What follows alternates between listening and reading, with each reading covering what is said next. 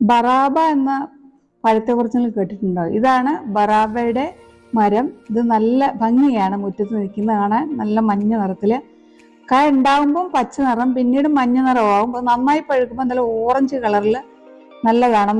എന്തായാലും നല്ല vitamin C അടങ്ങിയ ഒരുതരം ചെറിയ പുളിയോടുകൂടിയ പഴമാണ്.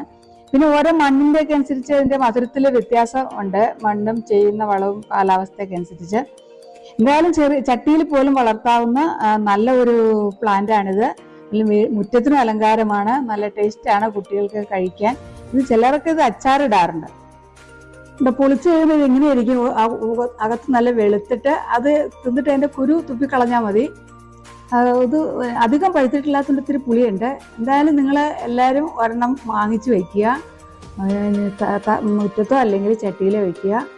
അപ്പോൾ വീഡിയോ ഇഷ്ടമായെങ്കിൽ ലൈക്ക് ചെയ്യുക, ഷെയർ ചെയ്യുക. അതുപോലെ തന്നെ